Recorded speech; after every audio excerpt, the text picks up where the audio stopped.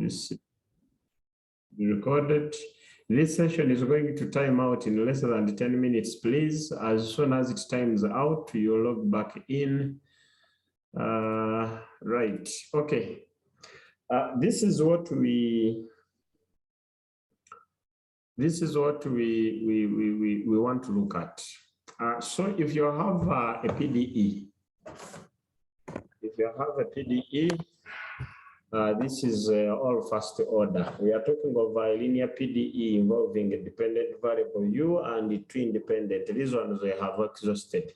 So the other time I had told you that you guys looked at the Lagrangian approach of solving these. And not solving these, but in numerical methods, you looked at Lagrange. And here, I'm not going to dwell into the details of how this PDE is a first order is converted into a full derivative form of an equation with respect to the use of the Lagrangian technique.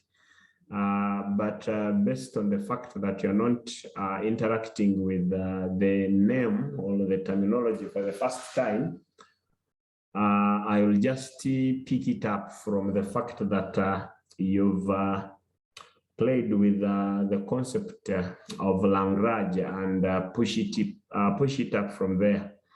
So when you have a PDE, that is 4.2, of course, we are saying PQR, these are functions. Then if we fix, we are saying if P is 0 or Q is 0, then we are saying it would be easier to solve this form of PDE.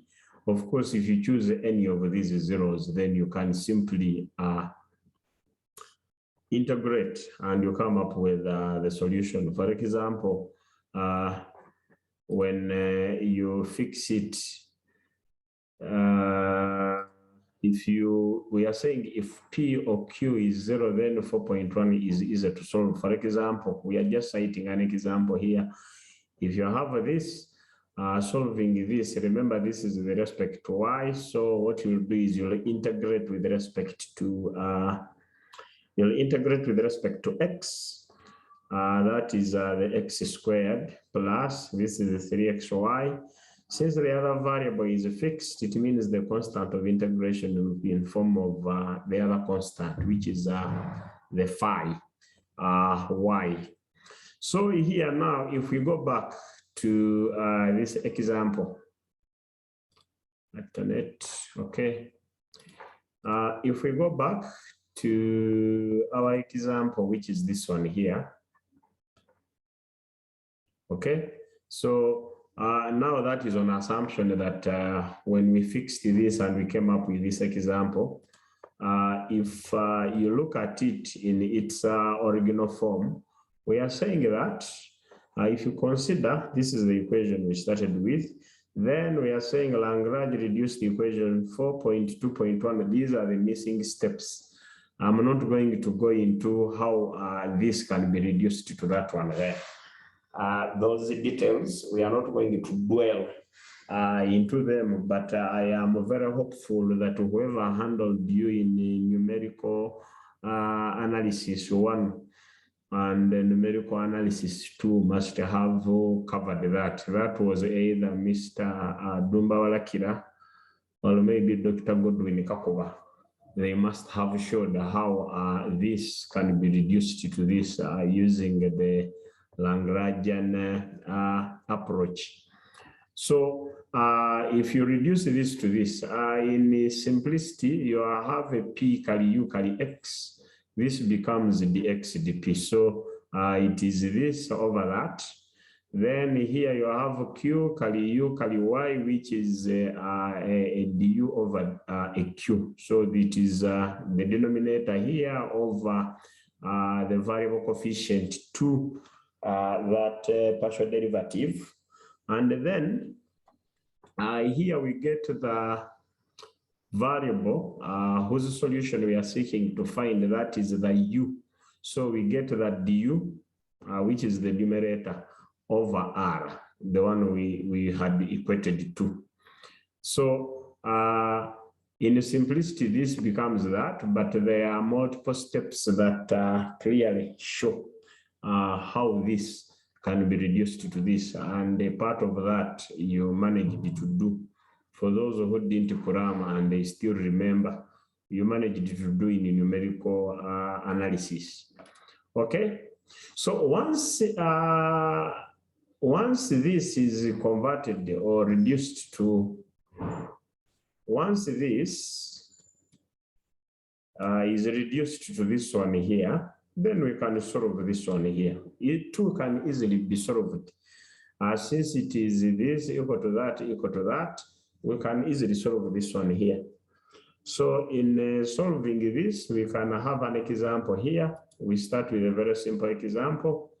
And in this example, we are saying that if we have x carry u carry x plus y carry u carry y, which is 3u, then we can, using the Lagrangian approach of reducing this to that, it is this denominator, the carry x becomes a full derivative, which is dx over x.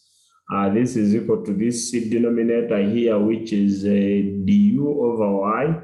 And this will equal to the numerator, which is the variable whose solution we are seeking to find. That is the du over the 3u. And in this case, remember this is dependent on two variables. U depends on x and y. You have u depending on x and y. U is a function of x and y, both independent. It means we can play with this. So if I have dx over x, which is dy over y, I take this one here. I can separate variables and integrate. Separation of variables and then integrating, it gives me this one. But remember, as we differentiated, as we tried to solve. So here I use phi b. This would be constant. We have x over y, which is e to the c, which is a. So if I call this whole constant a. But remember, when I take it to a, I can generalize it as phi b because I have x over y. But remember, this way I have integrated with respect to x.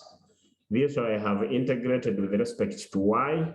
There is a constant of integration of x and a constant of integration of y, which is unified as phi b. So I basically have x over y, which is phi b. Then after that, I equate dx with this du. So I'm taking this one with that one there. I'm taking now these two here. So dx over x and then